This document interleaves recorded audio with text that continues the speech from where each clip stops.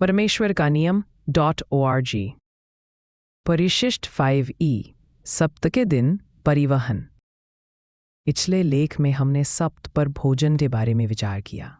कैसे तैयारी, योजना और आवश्यकता का नियम तनाव के संभावित स्रोत को शांति के समय में बदल सकते हैं। अब हम आधुनिक जीवन के एक अन्य क्षेत्र की ओर मुड़ते हैं जहां इन्हीं सिद्धांतों की अत्यंत आवश्यकता है, परिवहन। आज की दुनिया में कार, बस, विमान और राइड शेयरिंग ऐप यात्रा को आसान और सुविधाजनक बनाते हैं। फिर भी चौथी आज्ञा हमें ठहरने, योजना बनाने और सामान्य श्रम से रुकने के लिए बुलाती है। यह समझना कि यह यात्रा पर कैसे लागू होता है, विश्वासियों को अनावश्यक कार्य से बचने, दिन की पवित्रता की रक्षा करने और उसके सच्चे विश्राम भाव को बनाए रखने में मदद कर सकता है। परिवहन क्यों महत्वपूर्ण है? परिवहन कोई नया मुद्दा नहीं है। प्राचीन समय में यात्रा काम से जुड़ी थी। सामान ढोना, पशुओं की देखभाल करना या बाजार जाना। रब्बी यहूदी धर्म ने सब्त पर यात्रा की दूरी को लेकर विस्तृत नियम बनाए।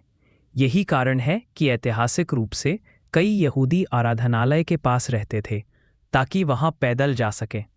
आज ईसाई भी सब्त पर कलीसिया जाने, परिवार से मिलने, बाइबल अध्ययन में शामिल होने या दया के कार्य करने जैसे अस्पताल या जेल में जाने के प्रश्नों का सामना करते हैं।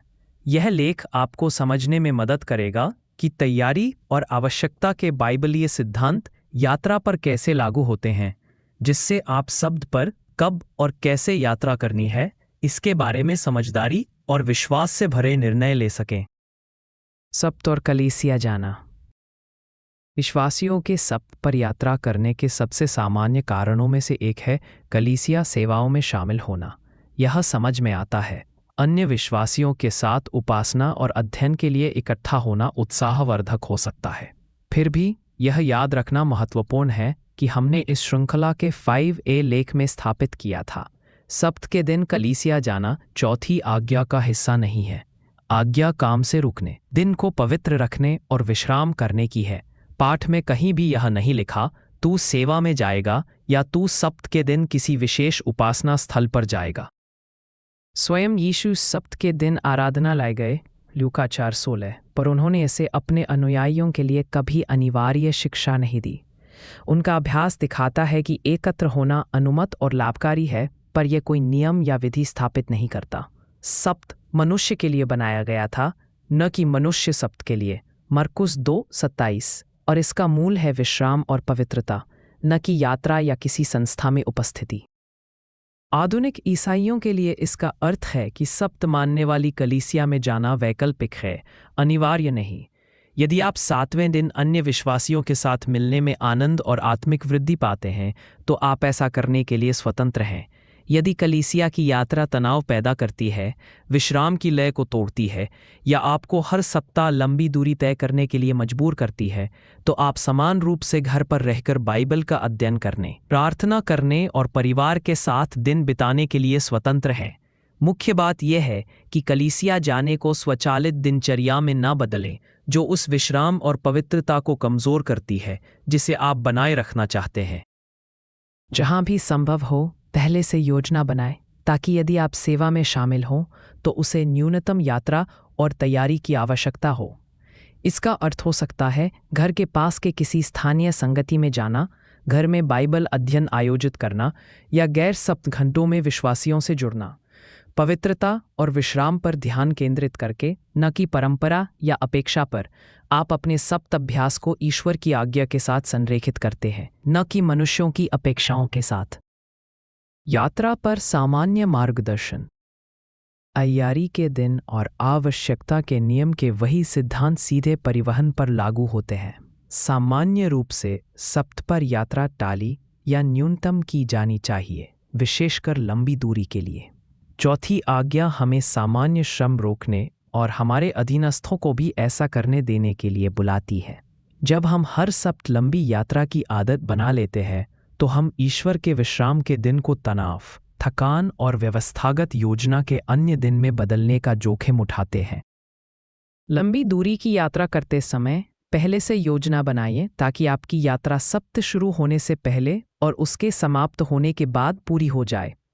उदाहरण के लिए यदि आप परिवार से मिलने जा रहे हैं जो दूर रहते हैं तो शुक्रवार के सूर्यास्त से पहले पहुंचने और शनिवार के सूर्यास्त के बाद निकलने का प्रयास करें। इससे शांत वातावरण बनता है और भागदौड़ या अंतिम समय की तैयारी से बचा जाता है। यदि आपको पता है कि सप्ताह के दौरान किसी वैध कारण से यात्रा करनी होगी तो अपने वाहन को पहले से तैयार करें, ईंधन भरें, रखरखाव करें और मार्ग पहले से तय करें।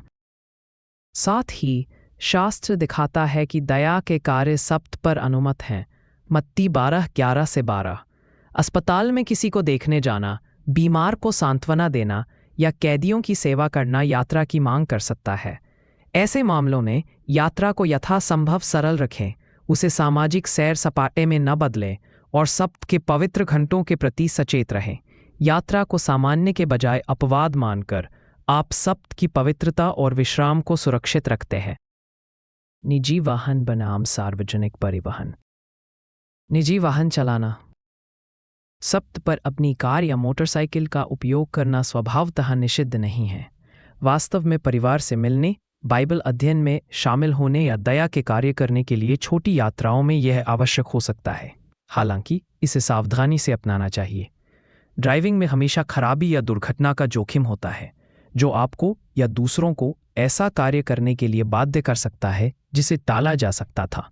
इसके अलावा ईंधन भरना, रखरखाव और लंबी दूरी की यात्रा सभी सप्ताह दिवस जैसे तनाव और श्रम को बढ़ाते हैं। जहां भी संभव हो, निजी वाहन द्वारा सप्ताह की यात्रा को छोटा रखें। अपनी कार को पहले से तैयार करें। ईंधन और रखरखाव और पवित्र घंटों में बाधा कम करने के लिए मार्ग की योजना बनाएं। टैक्सी और राइड शेयर सेवाएं। इसके विपरीत उबर, लिफ्ट और टैक्सियों जैसी सेवाओं में सप्ताह पर किसी को विशेष रूप से आपके लिए काम पर रखना शामिल होता है, जो चौथी आज्ञा की मनाही का उल्लंघन करता है कि आपके बिहाफ पर दूसरों को काम न कराया जाए। निर्गमन 20:10। यह भोजन वितरण सेवाओं का उपयोग करने के समान है। भले ही यह मामूली या कभी कभी का प्रतीत हो, यह सप्ताह के उद्देश्य को कमजोर करता है और आपके विश्वास के बारे में मिश्रित संदेश भेजता है। निरंतर बाइबलिया पैटर्न यही है कि पहले से योजना बनाएं ताकि पवित्र घंटों के दौरान आपको किसी और से काम न करवाना पड़े। सार्वजनिक परिवहन। बसें, ट्रेनें और फेरी टैक्सी और राइड शेयर से भिन्न हैं क्योंकि वे आपकी उपयोगिता से स्वतंत्र, निश्चित समय सारणी पर चलते हैं। इसलिए सप्ताह पर सार्वजनिक परिवहन का उपयोग अनुमत हो सकता है, विशेषकर यदि यह आपको बिना ड्राइविंग के विश्वासियों की सभा में शामिल होने या दया के कार्य करने में सक्षम बनाता है। जहां भी संभव हो, सप्ताह पर धन लेन देन से बचने के लिए टिकट या पास पहले से खरीद लें। यात्राओं को सरल रखें, अनावश्यक ठहराव से बचें और यात्रा करते समय श्रद्धापूर्ण मन बनाए रखें ताकि दिन की पवित्रता सुरक्षित रहे। यह श्रृंखला और परमेश्वर की व्यवस्था पर कई अन्य अध्ययन इस साइट पर पाए जा सकते हैं। परमेश्वर का नियम .org